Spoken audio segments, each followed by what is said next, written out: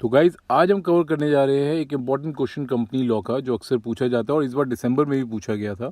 वो ये था कि कमेंट करके बताएं। ये जो कमेंट वाला क्वेश्चन नंबर 1 होता है ना, बहुत इंपॉर्टेंट होता है क्योंकि बहुत ही स्कोरिंग होता है। ये कमेंट करना है, a private limited company incorporated under companies act 2013 may issue debentures to any number of people, जितने मर्जी लोगों को कर सकती है, and can accept deposit from the public से डिपॉजिट भी ले सकती है।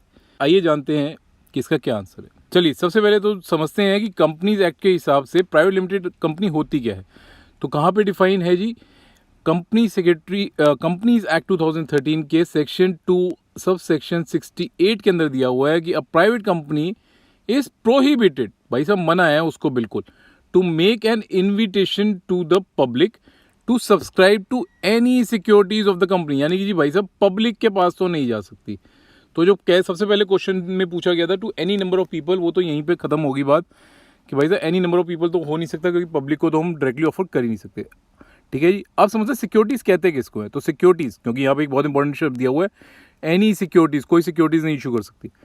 तो आप समझते सिक्योरिटीज़ क्या होता है। सिक्योरिटीज़ कहाँ पे डिफाइन किया गया है? तो section 282 sub section 81 of companies act 2013 ये कहता है। क्या कहता है? वो डिफाइन नहीं करता, वो कहता है कि हम वही डेफिनेशन लेंगे जो section 2 sub section H of securities contracts regulation act 1956 के अंदर दी गई हो।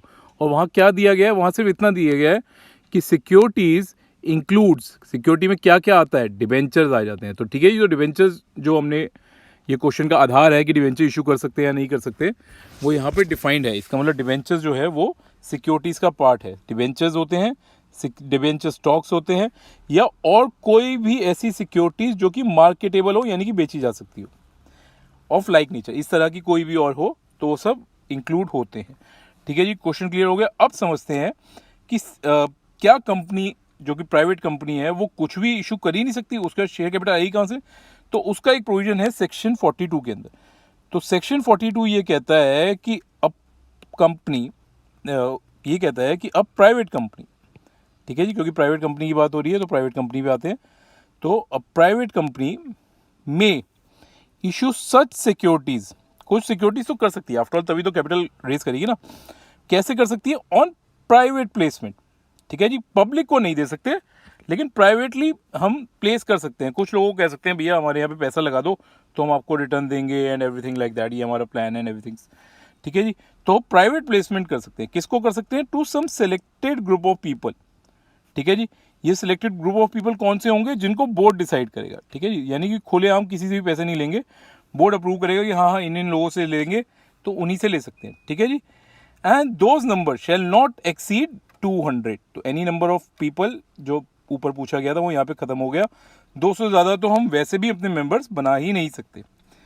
ठीक है जी, लेकिन इसके अंदर क्या क्या एक्सक्लूड है? कुछ चीज़ें हैं वो एक्सक्लूड हैं इसमें, ये 200 में नहीं गिना जाता। एक तो क्वालिफाइड इंस्टीट्यूट बायर्स जो हैं, यानी जैसे बैंक्स हैं, ठीक है जी, वो ज़्यादा भी हो सकते हैं। एम्प्लॉयज़ हैं, अगर हमने एम्प्लॉयज़ को स्टॉक ऑप्शन स्कीम के अंदर कुछ स्टॉक्स दिए हैं तो वो जो है एग्जेम्प्ट है, 200 की लिमिट से एग्जेम्प्ट है। ठीक है जी, वैसे एग्जाम नहीं है लेकिन 200 की लिमिट से एग्जेम्प्ट है। ये तो हो गई बात प्राइवेट लिमिटेड कंपनी की। प्राइवेट लिमिटेड कंपनी क्या क्या ऑफर कर सकती है, किस तरह से सिक्योरिटी इशू कर सकती है। अब समझते हैं डिबेंचर्स कैसे इशू होते हैं। ठीक है जी, डिबेंचर जो है थोड़े से डिफरेंट उसमें चले गए हैं। अब पहले की तरह नहीं है कि किसी को भी कोई भी कंपनी उठ के डिबेंचर्स कर सकती है, आपको स्पेसिफिक कंपनीज ही डिबेंचर कर सकती है। तो ये कहाँ पे डिफाइंड है? ये नए कंपनीज एक्ट के सेक्शन 73 और 76 के अंदर डिफाइंड है। सेक्शंस बहुत इंपॉर्टेंट होते हैं कंपनीज एक्ट के पेपर में, इसलिए आप सब सेक्शंस ध्यान से लिखें। तो सिर्फ नीचे दी गई कंपनियां ही ऐसी हैं जो कि एक्सेप्ट कर सकती है या रिन्यू कर सकती है पब्लिक डिपॉजिट। यानी कोई कंपनी जिसका नाम नीचे लिस्ट में नहीं है लेकिन हो सकता है उनके पहले से डिवेंचर्स चल रहे हो, तो नए कंपनीज एक्ट के अंदर वो नहीं है कि आपको अभी के अभी खत्म करने पड़ेंगे, लेकिन आप रिन्यू नहीं करेंगे। तो कौन कौन सी कंपनीज कर सकती है डिवेंचर इशू? सबसे पहले बैंकिंग कंपनी कर सकती है जी। ठीक है जी, जिनका अपना बैंक है वो कर सकते हैं इशू। इसके अलावा कौन कर सकता है? नॉन बैंकिंग फाइनेंशियल कंपनी कर सकती है, सिर्फ वही जो कि आरबीआई के एक्ट के अंदर डिफाइंड है as a non banking financial company. ठीक है जी, कोई छोटी मोटी चिट फंड कंपनी है और वो डिफाइंड नहीं है तो फिर वो नहीं कर सकती। ठीक है जी, और such other company at the central government में after the consultation with the RBI specify in this behalf. अगर सेंट्रल गवर्नमेंट को कोई लगता है कि इस कंपनी को भी अलाउ करना चाहिए, तो आरबीआई की कंसल्टेशन के बाद उन्हें अलाउ कर सकती है। इसके अलावा तीसरी कौन सी कर सकती है जी? पब्लिक कंपनी कर सकती है जी। अब आप यहीं तक ही समझ गए होंगे कि इन चारों पॉइंट्स के अंदर कोई भी प्राइवेट कंपनी अपनी जगह बना नहीं पाएगी, तो इसका मतलब प्राइवेट कंपनी तो नहीं कर सकती। लेकिन आंसर पूरा लिखते हैं तो बताते हैं कि चौथी कंपनी कौन सी है? पब्लिक कंपनी, जिसकी नेटवर्थ 100 करोड़ से ज़्यादा हो और टर्नओवर 500 करोड़ से ज़्यादा हो, और ऐसा ही नहीं कि सिर्फ इतना हो गया तो हम कर सकते हैं, उसने प्रियर कंसल्टेशन भी ली हो जनरल मीटिंग के अंदर बाय मीन ऑफ रेजोल्यूशन।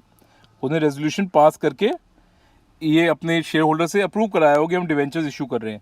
और ये जो रेजोल्यूशन हमने पास किया है ना, ऐसा नहीं कि पास करा लिया और कर लिया, ये आरओसी के पास पहले से डिपॉजिट भी कराना है।